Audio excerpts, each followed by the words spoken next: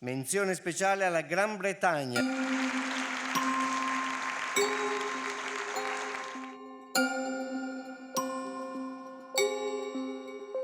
The British Council Commission is titled Dancing Before the Moon, and it's an exhibition which is exploring how diaspora communities, particularly in the UK, have been coming together and practicing rituals, possibly from the countries that they may have come from, and how they've then started using space in new ways. The first piece is Jaden Ali's piece called Thunder and Şimşek.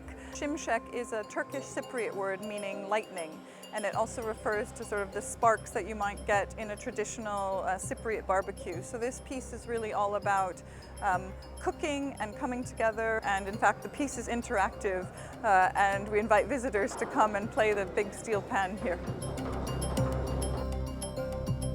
The next piece is by Yusuf Agbo Ola, and he's an artist and designer of Nigerian descent as well as Cherokee descent.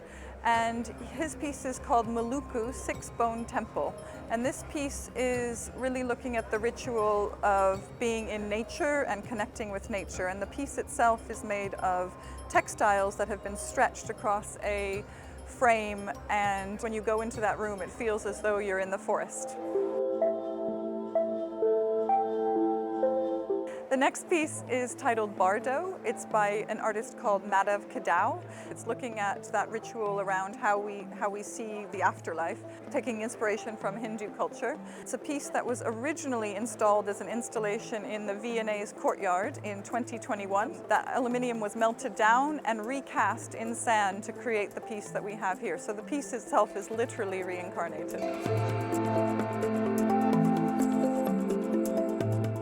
And the next one is a piece by an artist named Sandra Poulsen. She's of Angolan descent. In English is titled Blue Soap and Water, and it's all about the ritual of cleansing and cleaning, and particularly how we tend to hide that away in cities where there's lots of pollution, and actually the people who are behind the cleaning rituals are often invisible, and it's about telling those people's stories.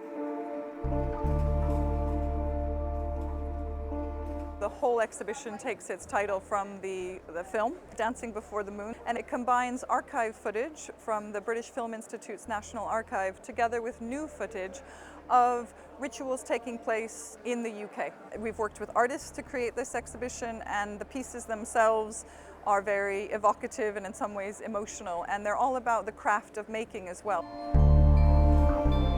While it may not look like a traditional architecture exhibition, it's speaking to how we might think differently about the future of architecture, and I think that speaks really well to Leslie Loco's theme, encouraging experimentation and imagination as we think about how we change and shift the built environment around us in the future.